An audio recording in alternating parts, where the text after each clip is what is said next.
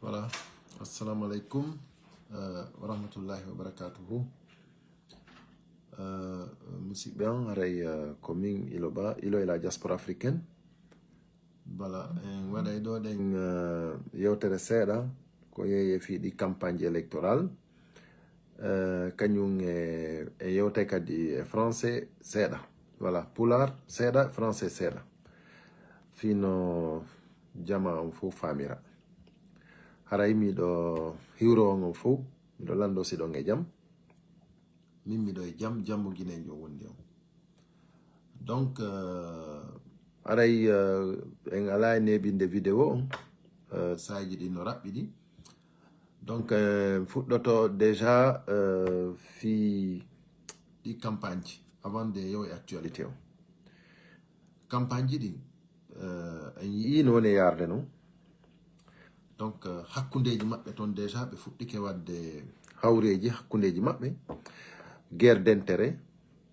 Iɗen andi toujours finalité on. Voilà, ko ɓurnoɓe yangade fi mum ɓen ko ɓen wontata ɓaawo, sakkitiɓe arde ɓen wonta yeeso. C'est toujours la même chose, hein? Rien ne change. Si ɓe gayni kadi ko ɓe woni wadde ɗo kon ha ɓe joƴƴinimo ɓe inni joni ko kanko laami par ce que ko ɗum woni ko prépara fi muɗum. Donc kadi o ƴetta kadi walluɓe mo ɓen fof ha o laami o wallina ɓe to o ƴetta kadi woɓɓe goo. C'est toujours comme ça, hein? C'est le même film. Ko foduno on kon o hunnata. Donc o fodi Jamala Guinée on fof o hunnali. Donc iɗen andi en fof c'est impossible wawata wonde. Mais ɗo donc territoire national wonden aviso de jamaji ɗin. Voilà, Mamadi Doumbouya mo sikkude himo ƴoƴi, mo sikkude o hendike Jamala Guinée on fof. Ok, ɗo noon ko onon waɗaɓe chef de quartier, waɗaɓe district, waɗaɓe délégation spéciale, onon remplaçaɓe par des nominations. Donc andi ko votananoɓe jooɗino onon on remplaçama on joƴƴinama ton. Ok, haray ko honɗum min mi wajoto on koyon andu ko huwo ɗo on. C'est déjà parti buy engagé ke déjà waɗugol campagne fi Mamadi Doumbouya. Voilà, haray noon ɗum ɗo hina sengo woto tum, ɗum ɗo hino wadde e nder leydi men ndin fof. Voilà, aynayi virus naati lagine fi Mamadi Doumbouya. Haray noon ko honɗum addi waɗugol o vidéo ɗo ko alertugol jamaji ɗi mo beeyo andu wonay responsable acte ji mum ɗin. Parce que Mamadi laymadi, c'est-à-dire ko par jour o wonay wadde o ala droit présentagol, o ala droit présentagol e charte ji ɗi o winduno ɗin autorisamo présentagol. Constitution mo waɗi ɗo on kadi o violimo. Ça veut dire que kenɗe ɗen ɗiɗi noon kala ko naɓir ɗon o ala droit. Kenɗe ɗen ɗiɗi noon o ala droit. Parce que ko kanko waɗi o constitution ɗo, hein? C'est taillé à sa guise, hein? Donc mais hino windi ko civil jo wonata candidat civil, il faut être civil. No windi ko guinéen jo guinéen o renonçali nationalité makko française o. Il n'a pas renoncé, hein? Andi ɗum ɗo fof c'est interdit, c'est illégal. O ittali teni makko ha joni ko président kadi ko hombo kadi woni directeur campagne makko ko premier ministre mo waɗi on. Donc ɗum ɗo fof e nder constitution question c'est infaisable. Haray ɗum ɗo ko alerte onon wonɓe mo e wallude ɓe. Parce que no wawi wonde hara onon tellement ko miila ɗon vous ne vous rendez même pas compte, quoi. Donc tout est illégal. Tout est illégal. Ko wona wadde ko fof c'est illégal.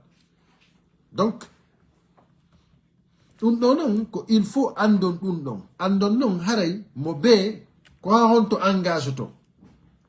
Voilà, si iwi ɗon haray kala ko jeyraɗa e nder leydi ndi sa engage to engage hoorema e yimɓe tawtuɓe ma o mais wata engage nokkure ma nden fof wano ni joni min ko momi timmi Madina onon faalaɓe wadde campagne Mamadi Doumbouya timmi Madina hinayon immo innon ko timmi Madina fof non ɗum ɗon non ɗum ɗon min jaɓanta on ɗum ɗon nokkeli ɗin fof kadi e nder territoire national on hay goto jaɓata imme inne tum sifanno oyatuma ɓeya wiruno non ɓe inni wondema labe fof wo labe fof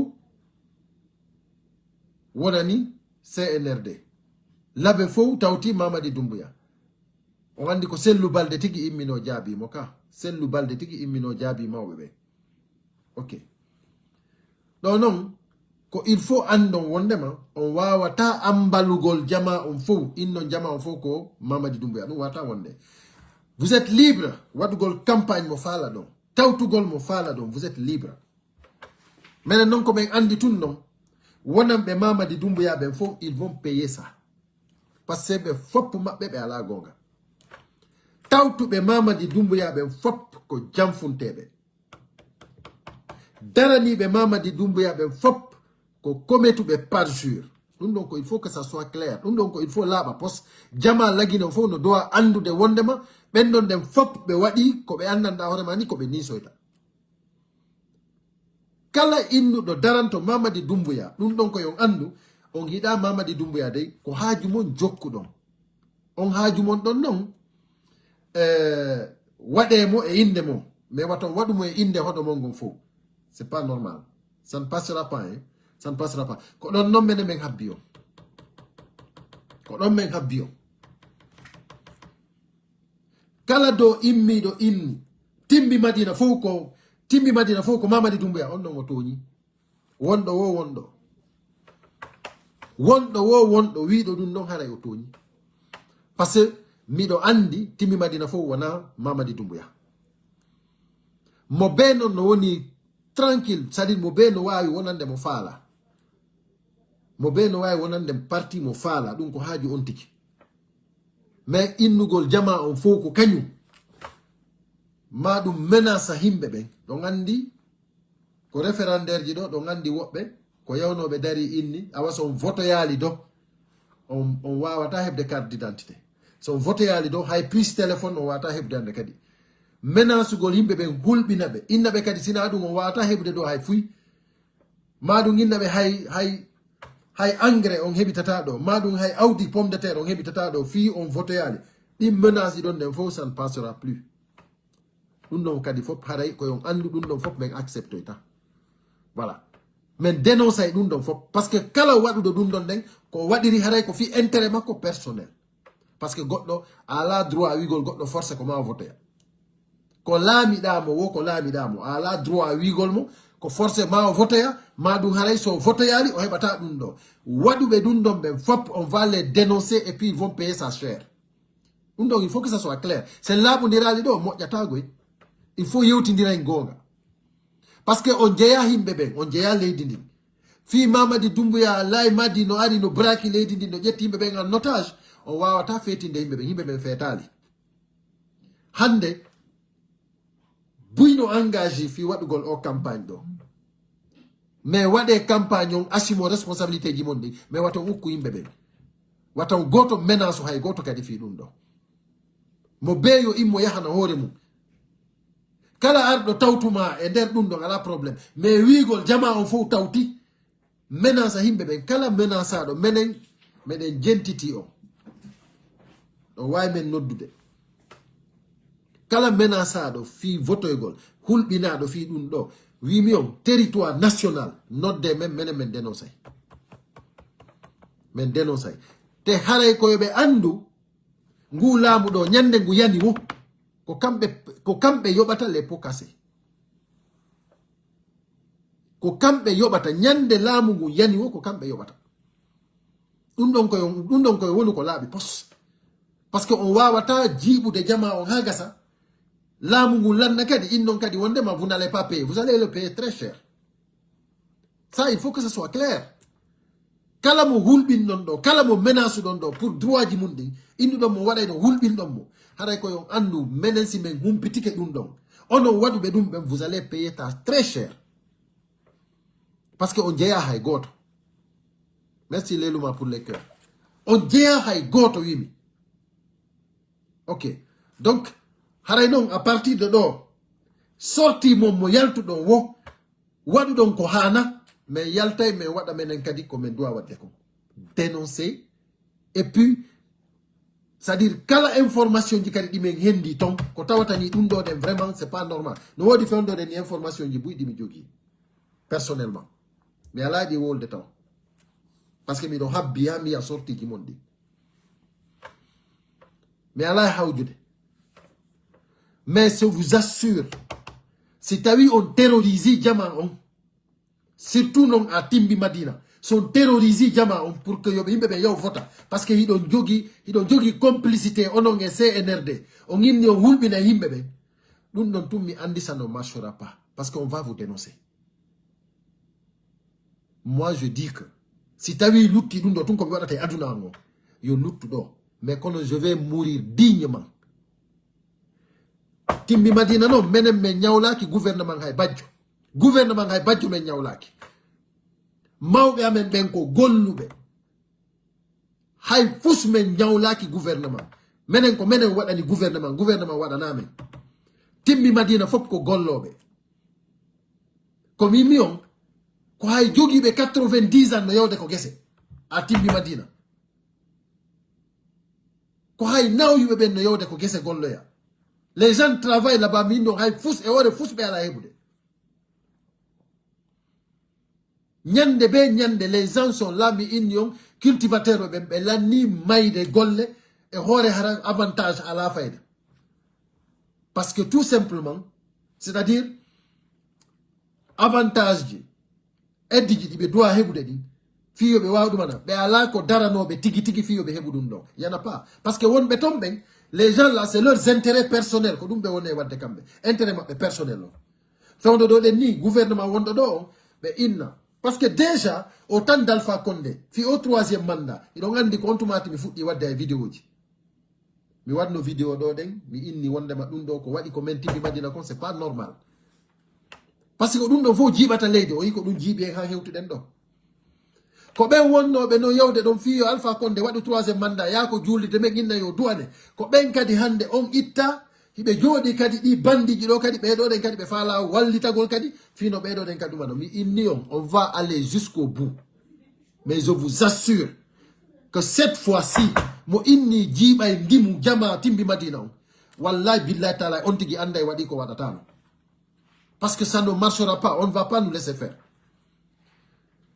Fondo doni mi alay jonnude inde mi alay wolda fus mais mi do habbi ham fuddo si fuddike on tumata on va commencer haray non kadi ko ngandu wondema mo be assumer responsabilité ji munde mi toñata hay goto mingo mais kala immido inni wondema Timbi Madina fo no tawa e dum do haray ko on tigi andu o wadi ko wadatano.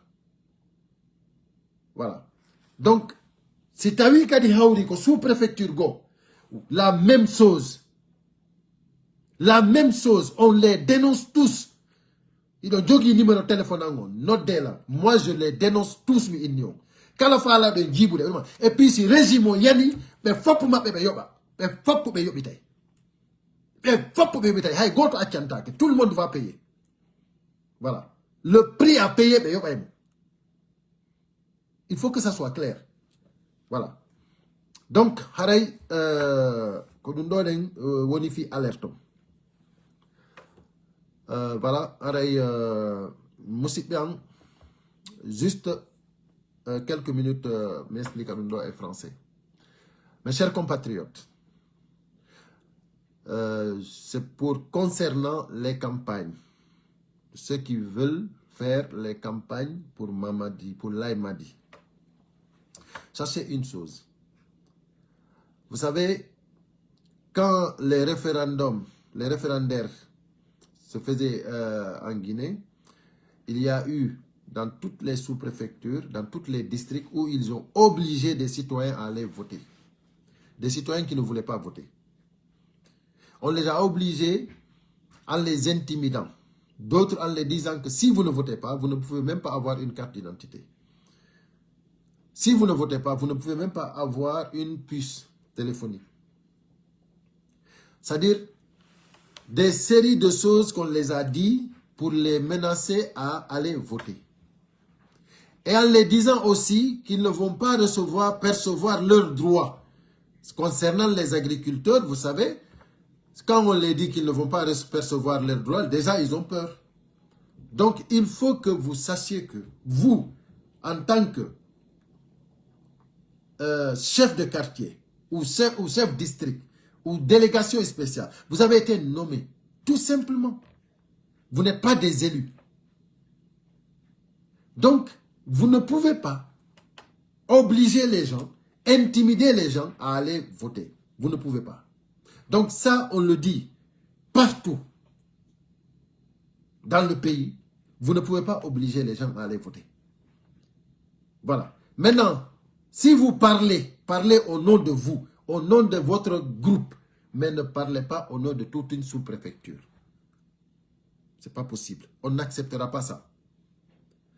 Donc, tous ceux qui feront ça, partout, après la fin de ce régime-là, ils vont le payer.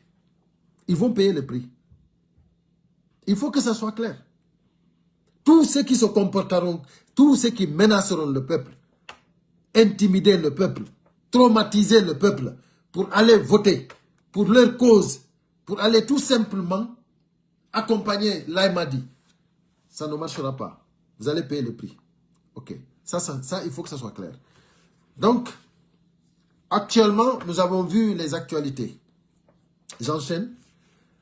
Nous avons vu les actualités concernant voilà, le CNRD qui a commencé voilà, à montrer les images des blogueurs sur RTG en nous menaçant que voilà, ils veulent nous, je ne sais pas si ils vont nous faire des mandats d'arrêt, je ne sais pas qu'est-ce qu'ils veulent nous faire si nous, on dénonce. Mais là, vraiment, sincèrement, vous êtes devenus vraiment... c'est-à-dire, je ne sais même pas comment vous qualifier, quoi. Mais comment vous pouvez penser que nous, on va rester les bras croisés du moment que vous êtes en train de kidnapper le peuple? Aujourd'hui, les voyous, les bandits de la République de Guinée, c'est vous. Mais vous êtes les voyous. Aujourd'hui, nous ne savons pas où se trouve Fonike Mengue. Jusqu'à présent, on ne sait pas où il se trouve. Donc, si vous avez de quoi dire, montrez-nous où se trouvent tous les kidnappés. Aliouba, il est en prison, innocent, libérez-le. Fonike Mengue, libérez-le. Biloba, libérez-le. Habib Marwan, libérez-le. Nimaga, libérez-le. Mabori, libérez-le. Hey. Tous ceux qui sont kidnappés, c'est une liste qui est très longue. Il faut avoir la liste devant toi pour le savoir. Et les enfants d'Eli Kamano, même les mineurs, le papa de Babila, le journaliste. Et vous n'avez rien à dire si ce n'est pas venir nous menacer à la RTG que vous allez nous faire, vous allez nous envoyer des mandats d'arrêt. Vous allez nous faire des... Mais vous pensez que vous êtes une république? Vous pensez que vous êtes un État? Vous êtes des voyous. Mais qui vous considère? Aujourd'hui, vous êtes en train d'être utilisé. Mamadi, il a quelle formation? Il a quelle formation? Vous pensez que nous, on va vous suivre parce que tout simplement, il y a des gens qui utilisent Mamadi pour vraiment saisir nos richesses et faire de la Guinée ce qu'ils veulent? Ça ne marchera pas. Hey, vous savez, ce pays-là, la Guinée, je vous assure, je ne vous mens pas, hein. Je ne sais pas quel jour. Je ne sais pas quel jour, hein. Mais ce qui se passe dans ce pays-là, si vous ne voyez pas ça, si vous ne sentez pas ça, moi je vous dis que ça va basculer. C'est pour cela que je vous dis alerte. Faites attention à vous. Faites très attention à vous. Donc, haray musibian mi alay nebinde do yewtere ndeng déjà comme fala wolde comme mi wolani on déjà. Wata goto voting on forcé. Ita goto traumatise ko on yimbe hina on dammi hina on nayi. Hiɗon jogi droit votugol ɗon jogi droit salagol votugol et puis ando hunde wotere kala ko ɓe waɗi ɗo ko ɓe woni jibude ɗo kon fof ñande Mamadi Doumbouya nanga wo c'est que ɗum ɗo fof ko fuɗɗitete ɗum e ba wata goto e mon hulu wata goto e mon ɗeñƴo hiɗon jogi droit wigol on waɗata hara on bonna hay fuy wata goto hulɓin on inna on si tawi on yahali waɗɗon ɗum ɗo on heɓata pomme de terre ko neni non non non wakkile dénoncegol wiɗo on ɗum on kala yeetiɗon ɗum ɗon dénoncé mo kala wiɗo on so on waɗali hunde kaari on ɗumannoto honno en telan ni on heɓata hunde kaari droit ji mon ɗi an wowle ko hombo on tigi dénoncé lanni à partir de live ji aroji ɗin ko inɗe himɓe ɓen tigi yewtete kala mo anduɗon waɗi hunde wowle on dit directement le nom de la personne dénoncé on tigi publiquement faut anda vraiment ko kaarijo tampini jama on voilà il y a plein de choses qui se sont passées à Timbi Madina men fanki men wowlali mais à partir de maintenant on va pas se taire là il faut que ça soit clair hein? Wonirɓe Timbi Madina ɓe fop koyeɓe andu à partir de maintenant min fankata dey par ce que min ñawlaki mawɓe amen ɓe ñawlaki e goto laamu hay goto min ñawlaki laamu Sékou Touré min ñawlaki laamu Lansana Conté min ñawlaki laamu Dadis min ñawlaki laamu Alpha Condé min ñawlaki si tawi no woodi to ñawliɓe ɓe yoɓe yoɓita on par ce que menen mawɓe amen ɓe ñawlaki de ñawlaki gouvernement hay bajjo voilà si tawi non ino wodi to ñawliɓe ɓe yoɓe yoɓoya ñamade maɓɓe nden mais ƴettugol jama on utilise ɓe ça c'est terminé je dis voilà il faut que ça soit clair kala faalaɗo waɗude goɗɗum yo waɗan hoore makko yo waɗan kanko e mouvement makko e groupement makko mais au nom de tout le monde non ça ne passera pas voilà donc haray ko ɗum ɗon nden mi falno ɓeyditude ɗo hannde haray alerte on partagé mo moƴƴa fiyo jama on hendo message on voilà haray en say jaroje ɗin kadi musidɓe on haray yo jamme kise woni men merci à tous ceux qui ont été là Diallo Alpha voilà président de la délégation spéciale